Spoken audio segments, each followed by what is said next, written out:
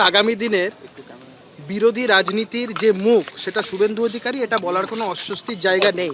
আমি এর আগেও বলেছি, বিরোধী দলনেতা হিসাবে শুভেন্দু অধিকারীর যে ভূমিকা তার কোনো তুলনা হয় না। যেভাবে রাজ্যের বঞ্চিত নিপীড়িত মানুষের পাশে শুভেন্দু অধিকারী দাঁড়িয়েছে, এই সরকার আসার পর থেকে কোনো বিরোধী দলের এই ভূমিকা দেখা যায়নি, কোনো বিরোধী দলনেতার এই ভূমিকা দেখা যায়নি। সামনে বলেছি, পেছনে বলেছি, সব জায়গায় বলেছি একসঙ্গে কাজ করব, একসাথে শুভেন্দু আর আমি আছি। যারা ওনারা বলছেন অনেক রাত্রে ফোন করে বা জোর করে মিটিংয়ে নিয়ে যাওয়া হতো। জোর করে মিটিংয়ে এর আগে অন্য রাজনৈতিক দল নিয়ে যেত, তো সেটা জানা থাকলেও কিন্তু রাত্রির বেলা ডাকা হচ্ছে,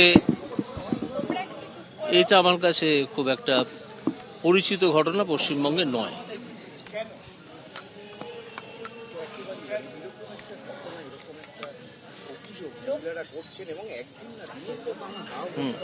তার জন্য আমি ব্যক্তিগতভাবে বলতে পারি আমি অত্যন্ত ক্রুদ্ধ এবং ক্ষুব্ধ, কিন্তু আপাতত আমি মুখ বন্ধ করেই রেখেছি।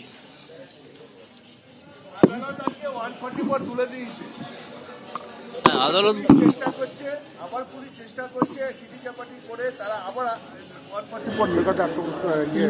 আদালত তো আছে, আদালতের কাজ তো করছে। লক্ষ্মী ভান্ডারের মিটিং এর নামে ডাকা হতো মহিলাদেরকে রাত 12টার সময়। লক্ষ্মী ভান্ডারের মিটিং হবে, সেজন্য ওই নাম করে ডাকা হতো। হ্যাঁ, তো আপনি আমাকে কি প্রশ্নটা কি?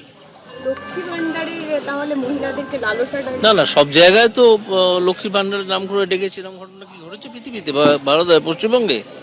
সব জায়গায় সব গ্রামে রাখছে, সব মৌজায় রাখছে, এরকম তো নয়। কোনো একটা জায়গায় করেছে, যারা করেছে তারা দুর্বৃত্ত, যারা করেছে তারা দুর্বৃত্ত।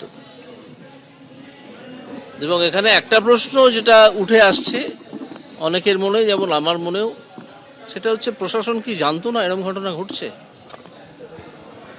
এটা একটা বড় প্রশ্ন হয়ে দাঁড়িয়েছে, যে প্রশাসন জানতো না নাকি পুলিশ প্রশাসন জেনেও চোখ বুজেছিল। বুঝতে পেরেছেন?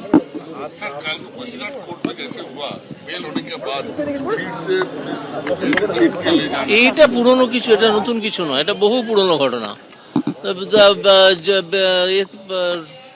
কাস্টাডিতে আছে, জেল থেকে বেরোলো, আর একটা ঘটনায় অ্যারেস্ট করে নেওয়া হলো সঙ্গে সঙ্গে।